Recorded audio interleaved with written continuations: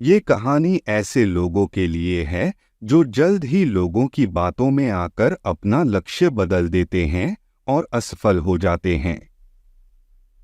एक गांव में एक प्रसिद्ध पंडित रहता था। उस पंडित का नाम गंगाराम था। वह पंडित जिस गांव में रहता था उस गांव के प्रसिद्ध मंदिर में वो पूजा करता था। गंगाराम सिर्फ पूजा ही नहीं बल्कि सभी शादियां व सभी धार्मिक कार्य वही कराता था। गंगाराम इतना प्रसिद्ध था कि आसपास के सभी गांवों में उसकी चर्चा हुआ करती थी और सभी लोग उस पंडित का बहुत आदर किया करते थे। एक बार पंडित जी अपने गांव से दूसरे गांव शादी कराने के लिए गए थे। वह गांव पंडित जी के गांव से 3 से 4 गांव छोड़कर था। पंडित जी जब शादी कराने के बाद वहां से लौट रहे थे तो उन्हें एक बकरी भेंट स्वरूप दी गई। गंगाराम बकरी को लेकर पैदल अपने रास्ते धीरे धीरे लौट रहे थे क्योंकि उनका गांव 4 गांव के बाद था। जिस रास्ते से गंगाराम लौट रहे थे उस रास्ते पर 4 ठग रहते थे और वह आने जाने वाले लोगों को लूटा करते थे।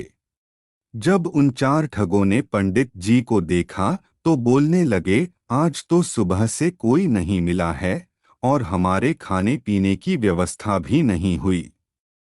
चलो आज हम इस पंडित को ही लूट लेते हैं और इनसे ये बकरी चुरा लेते हैं। किंतु उनमें से एक ठग बोलता है, अगर पंडित जी को हमने मारा तो सारे गांव वाले हमें छोड़ेंगे नहीं और हमें बहुत पाप लगेगा। गंगाराम जब पहले गांव पहुंचने वाले होते हैं तो वहां पहला ठग उन्हें मिलता है।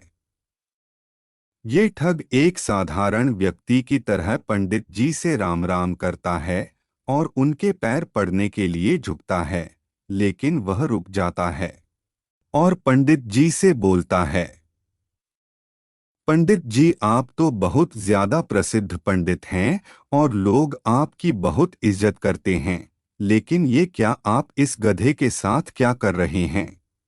पहले ठग की बात सुनकर पंडित जी गुस्सा हो जाते हैं और बोलते हैं, अरे मूर्ख, ये गधा नहीं, ये बकरी है, बकरी। लेकिन वह ठग पंडित जी से कहता है कि ये बकरी नहीं गधा है, आपको किसी ने बेवकूफ बनाया है। पंडित जी आगे तो निकल गए लेकिन इस घटना की वजह से पंडित जी के दिमाग में एक हल्का सा भ्रम हो गया।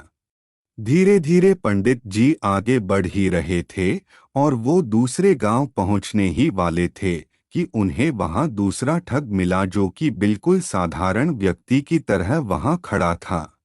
वो दूसरा ठग पंडित जी से राम राम करता है और उनके पैर पड़ने के लिए झुकता है, लेकिन वह भी पहले ठग की तरह रुक जाता है।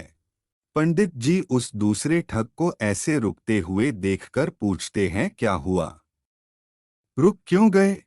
तो वह बोलता है, पंडित जी आप इस गधे को साथ लेकर क्यों घूम रहे हो, इससे आप खंडित हो जाओगे और लोग आपके बारे में क्या सोचेंगे। इससे बेहतर आपके लिए यही है कि आप इस गधे को भगा दो। इस दूसरे ठग की बात सुनकर पंडित जी को बहुत गुस्सा आता है और बोलते हैं, तुम मूर्ख हो, दिखाई नहीं देता यह बकरी है और तुम बोल रहे हो गधा है। दूसरा ठग बोलता है कि पंडित जी आपको किसी ने पागल बना दिया, यह बकरी नहीं यह तो गधा है और ये आपके साथ रहेगा तो आपकी क्या इज्जत रह जाएगी। यह सुनते ही पंडित जी सोचने लगे कि यह क्या बोल रहा है, मैं तो बकरी लाया हूं पर ये सब इसे गधा क्यों बोल रहे हैं, कहीं मैं सच में गधे को लेकर तो नहीं घूम रहा हूं। अब पंडित जी सोच में पड़ जाते हैं और वो ठग वहां से चला जाता है और पंडित जी भी आगे बढ़ने लगते हैं। पंडित जी के दिमाग में अभी भी यही बात चल रही थी कि ये बकरी है या गधा। जब पंडित जी तीसरे गांव में पहुंचने वाले होते हैं तो उन्हें वहां तीसरा ठग मिलता है। वो भी पंडित जी से राम राम करता है लेकिन रुक जाता है तो पंडित जी पूछते हैं, क्या हुआ। तो वह ठग पंडित जी से बोलता है, पंडित जी बाकी सब तो ठीक है, आप इस गधे को साथ में लेकर क्यों घूम रहे हो? तीसरे ठग की बात सुनकर पंडित जी कहते हैं कि मैं इस गधे को गांव के बाहर छोड़ने जा रहा हूं। मुझे रास्ते में दयनीय हालत में मिला था और पंडित जी वहां से निकल। ये तीन ठगों की बात सुनकर पंडित जी का विश्वास खुद से उठ जाता है और उन्हें लगता है कि लोग सही बोल रहे हैं और मैं गलत हूं। लेकिन फिर सोचते हैं कि मैं सही हूं। इसी तरह उनका विश्वास खुद पर से गिरने लगता है और सोचते हैं कि मैं अपने गांव पहुंचने वाला हूं। अगर ये बकरी नहीं हुई और गधा हुआ तो लोग मेरे बारे में क्या सोचेंगे? इन्हीं सब विचारों के चलते पंडित जी चौथे गांव पहुंचने वाले होते हैं कि उन्हें चौथा ठग मिलता है और वो भी पंडित जी से राम राम करता है और पैर पड़ने के लिए झुकता है। लेकिन वो भी रुक जाता है।